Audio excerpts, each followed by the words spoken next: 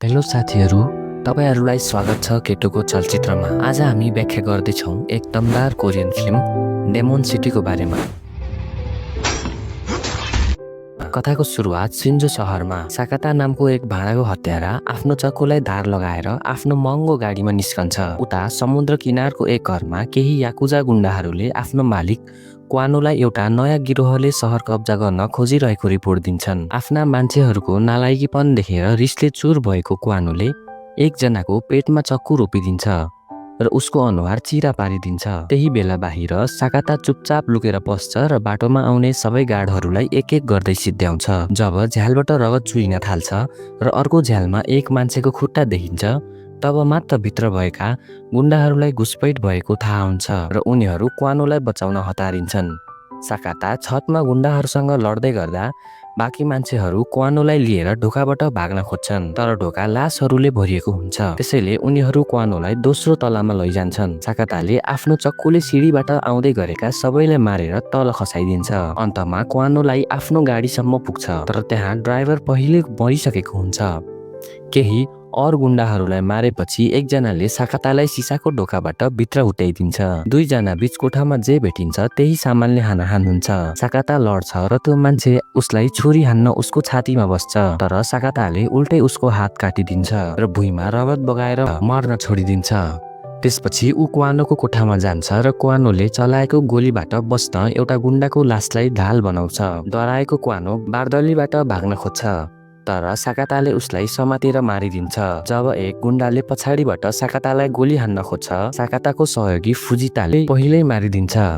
बाहिर निस्केदा फुजिताले साकातालाई पैसा दिन्छ र काम नछोड्न अनुरोध गर्छ, तर साकाता आफ्नो परिवार नै पहिलो प्राथमिकता भएको भन्दै मान्दैन। यो सबै कसैले अँध्यारोबाट हेरिरहेको हुन्छ। त्यसपछि साकाता आफ्नो घरमा श्रीमती आओई र छोरी रायोसँग खुसी साथ बस्न थाल्छ। एक दिन साकाता नुहाएर कपडा फेर्दै गर्दा आफ्नो परिवार चिच्याएको सुन्छ र बाहिर आउँदा राक्षसको मुखुन्डो लगाएको केही मान्छेहरूले उनीहरूलाई घेरेको देख्छ। उनीहरूले क्वानोको गिरोहलाई सिध्याइदिएकोमा साकातालाई धन्यवाद दिन्छन्, किनकि अब किमेन गुमी नामक उनीहरूको समूहले सहरमा राज गर्न पाउने भयो। जब एकजनाले छोरी रियोलाई समात्छ, साकाताले उसलाई लडाएर गोली हान्न तयार हुन्छ, तर अर्कोले टेबलमा रहेको केही चिजमा गोली हानेपछि ऊ रोकिन्छ। त्यसपछि त्यो मान्छेले साकातालाई भुइँमा लडाएर पिट्न थाल्छ। रियोले आफ्नो बुबालाई नहान्न बिन्ती गर्छ र एओईले छोरीलाई बचाउन खोज्दै दयाको भिख माग्छे। उसको रुवाईबाट दिक्क भएर एकजनाले एओईको टाउकोमा गोली हानिदिन्छ। रिसले पागल भएको साकाताले रियोलाई भाग्न भन्छ र ती अपरिचितहरूमाथि आक्रमण गर्छ, तर एकजनाले रियोलाई पनि गोली हानिदिन्छ। साकाता टुट्दै गर्दा गिरोहको नाइकेले भन्छ कि यो सहरमा एउटा राक्षस छ जुन हरेक 50 वर्षमा कसैको शरीरमा पसेर हत्याको श्रृङ्खला सुरु गर्छ र किमेन गुमीको काम राक्षसबाट सहरलाई बचाउनु हो। तैपनि साकाताले उनीहरूलाई सबैलाई एक दिन मार्ने कसम खान्छ। उनीहरू त्यो दिनको प्रतीक्षा गर्नेछौ भन्दै साकातालाई पनि गोली हानिदिन्छन्। पछि पुलिसले परिवारको लास भेट्टाउँछ र साकाताले श्रीमती र छोरीलाई मारेर आत्महत्या गर्यो भन्ने निष्कर्ष निकाल्छ। 12 वर्षपछि मेयर सुनहोराले प्रेसलाई बताइरहेका हुन्छन् कि उनले कसरी सिन्जो सहरलाई अपराधको केन्द्रबाट एक सुन्दर र प्रगतिशील ठाउँमा बदले। उनले एउटा नयाँ रिसोर्ट खोल्ने घोषणा पनि गर्छन्। कामियामा नामक एक पत्रकारले पछिल्लो दशकमा हराएका र मरिएका मानिसहरूको बारेमा प्रश्न सोध्न खोज्छ, तर सुनहोराले ती सबैलाई झुटो हल्ला भनिदिन्छन्। यता साकाता एक मेडिकल जेलमा जिउँदो लास जस्तै अवस्थामा बाँचिरहेको हुन्छ। उसको सजाय सकिएपछि फुजिताले उसलाई लिन आउँछ र सहरको एक गरिब बस्तीको अपार्टमेन्टमा लैजान्छ, जसले मेयरको दाबी झुटो भएको देखाउँछ। फुजिताको एक आफन्त राजले साकाताको हेरचाह गर्न थाल्छ। एक साँझ अपार्टमेन्टमा फर्कदै गर्दा एक अपराधीले उनीहरूमाथि हाम फाल्छ र साकाताको हातमा छुरी रोपिदिन्छ। त्यो त्यही गुण्डा थियो जसको हात साकाताले काटेको थियो र ऊ बदला लिन आएको थियो, तर साकाताले कुनै प्रतिक्रिया दिँदैन। त्यही समय पत्रकार कामियामाले केमिनी गुमी बारे जान्नलाई त्यो अनुहारमा चिरा परेको गुण्डासँग कुरा गरिरहेको हुन्छ। त्यो गुण्डाले साकातालाई किमेन गुमीले नै भाडामा लिएको सोचेको हुन्छ। कामियामाले थाहा पाउँछ कि आक्रमण भएको दिन र रिसोर्टले लाइसेन्स पाएको दिन एउटै हो र यो सबै सुनहोरा मेयर बनेपछि भएको थियो। गुण्डाले यो पनि बताउँछ कि किमेन गुमीले मानव बेचबिखन र लागु औषधबाट पैसा कमाउँछ। अचानक एक मुखुन्डो लगाएको एक मान्छेले भ्यानको झ्याल फुटाइदिन्छ र कामियामा डराएर भाग्छ। त्यो मान्छे उसलाई मार्न पछि लाग्छ भने अर्कोले त्यो गुण्डालाई भ्यानबाट निकाल्छ। उनीहरूले गुण्डाको हातमा हटौडा थमाइदिन्छन् र उसलाई आत्महत्या गर्न बाध्य पार्छन्। त्यही बेला फुजिता घरमा साकाताको परिवार बारे सोच्दै हुन्छ कि कसरी किमेनगुमीलाई उनीहरूको बारेमा बताएको थियो, तर उनीहरूलाई नमार्न गरेको अनुरोध उनीहरूले मानेनन्। उसलाई एउटा फोन आउँछ। अस्पतालमा पुलिस प्रमुख कोतारो एउटा झगडामा घाइते भएको मान्छेलाई हेर्न आउँछ, जो साकाता नै हुन्छ। कोतारोले राक्षसको मुखुन्डो लगाउँछ र साकातालाई चिन्छस् भनेर सोध्छ, जसको मतलब ऊ साकाताको परिवारलाई मार्ने मध्ये एक हो। उसले साकाताको स्लाइनमा विष हाल्न थाल्छ र भन्छ कि 12 वर्ष अघि नै साकातालाई मार्नु पर्थ्यो।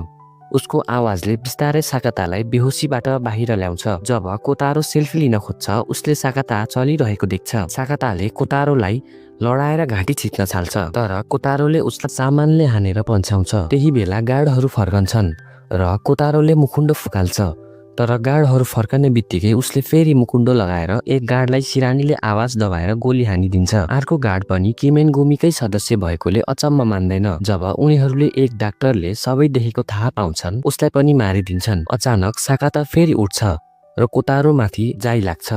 तिनैजना बीच लडाई हुन्छ।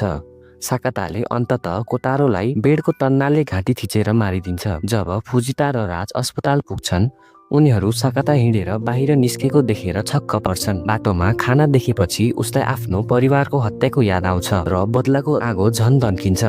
साकाता जीवित भएको खबर किमेनगुमीसम्म पुग्छ र नाइकी यो सुनेर खुसी हुन्छ। उसले फुजितालाई साकाताको लास ल्याउन आदेश दिन्छ। फुजिता र राजले साकातालाई एउटा झोलामा हालेर फ्याक्ट्रीमा छोडेर जान्छन्। जब झोला मेसिनमा फालिन्छ, साकाता बाहिर निस्कन्छ र गार्डलाई हानेर भाग्छ। फ्याक्ट्री मालिक टेकेमोटो, जो साकाताको परिवारको अर्को हत्यारा हो, क्यामेरामा यो सब देखेर गेटको गार्डहरूलाई चेतावनी दिन्छ। गार्डहरूले भ्यानमा गोली चलाउँछन्, जसमा राज तुरुन्त मर्छ, तर फुजिता घाइते भएर पनि जवाफी फायरिङ गर्छ। ताकेमोटोले लागु औषध खाएर आफ्नो मुखुन्डो लगाउँछ। यता साकाता फ्याक्ट्रीमा जे भेटायो त्यही हतियारले सबै गुण्डाहरूलाई सिध्याउँदै अघि बढ्छ। उसले छुरी, बन्दुक र मेसिनहरू प्रयोग गरेर सबैलाई मार्छ। ऊ अफिसमा पुग्दा ताकेमोटो बाहिर निस्केर फोनको बटन थिच्छ र पुरै भवन विस्फोट हुन्छ।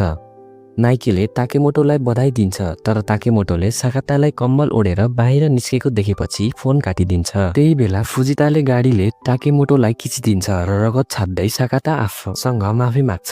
साकाताले उसलाई गोली हानिदिन्छ। त्यसपछि उसले ताकेमोटोलाई झुन्डाएर पिट्न थाल्छ, तर ताकेमोटो हाँस्दै आफ्नो नाइकीप्रति वफादारी देखाउँछ। त्यही बेला ताकेमोटोको फोन बज्छ र साकाताले नाइकीको आवाज सुन्छ। नाइकी, जो मेयर सुनहारा हो, उसले साकाताकी छोरी अझै जीवित भएको खुलासा गर्छ। उसले भन्छ कि यदि साकाताले छोरीलाई भेट्न चाहन्छ भने ताकेमोटोलाई छोडिदिनुपर्छ, तर साकाताले ताकेमोटोलाई मारिदिन्छ। बिहान समाचारमा सबै आक्रमणको दोष साकातालाई दिन्छ र ऊ फ्याक्ट्रीमा विस्फोटमा मरेको बताइन्छ। यता रियो अब किशोरी भइसकेकी छे र उसको हेरचाह कान्ताले गरिरहेको हुन्छ, जो अर्को मुखुन्डधारी हत्यारा हो। ऊ रियोलाई गलत नजरले हेर्छ। सुनोहाराले कान्तालाई फोन गरेर लुकेर बसेको साकातालाई खोज्न आदेश दिन्छ। साकाताले एक पुलिस अफिसर ताकीगावाको मद्दत लिन्छ, जसको ज्यान उसले धेरै वर्ष पहिले बचाएको थियो। ताकीगावाले साकातालाई किमेनगुमीले एक सेक्युरिटी कम्पनीमा सीईओलाई मारेको भिडियो देखाउँछ। साकाताले ताकीगावाको बन्दुक चोरेर त्यो कम्पनीको हेडक्वार्टरमा जान्छ र हरेक तालामा गुण्डाहरूलाई मार्दै अघि बढ्छ। ऊ एउटा सानो कोठामा पुग्छ जहाँ उसले आफ्नो छोरीको फोटोहरू देख्छ, जसमा कान्ता उसको बुबा बनेर बसेको हुन्छ। त्यही बेला कान्ता आइपुग्छ र दुईजना बीच लडाई सुरु हुन्छ। रियो भाग्छे, तर साकाताले कान्तालाई पछार्छ। साकाताले कान्तालाई मार्न लाग्दा उसले यो त्यही मान्छे हो जसले आफ्नी श्रीमतीलाई मारेको थियो भन्ने थाहा पाउँछ। अचानक रियो फर्केर आउँछ र कान्तालाई बुबा भन्दै साकातालाई आफ्नो धनुषले हान्छे। साकाता स्तब्ध हुन्छ र कान्ताले उसलाई झ्यालबाट बाहिर धकेलिदिन्छ। ताकीगावाले साकातालाई बचाएर सुरक्षित ठाउँमा लैजान्छ। त्यही बेला सुनोहाराले फोन गरेर साकातालाई रिसोर्टमा आउन चुनौती दिन्छ। आफ्नो गाउँको प्रवाह नगरी साकाताले आफ्नो पुरानो चक्कु र लिएर रिसोर्टतर्फ लाग्छ। रिसोर्टको हरेक तलामा हतियार सहित गार्डहरू तैनात हुन्छन्।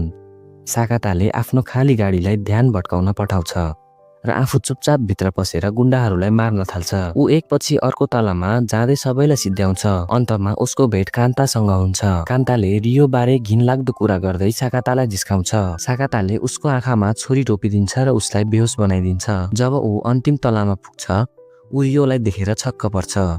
जसले उसलाई चिन्दिनन्। यही मौकामा अन्तिम मुखुण्डोधारी जिनले साकातालाई बेहोस बनाइदिन्छ। साकातालाई सुनोहारा कहाँ लगिन्छ। सुनोहराले रियोलाई मार्न खोज्दा ताकिगावा फायरिङ गर्दै भित्र पस्छ।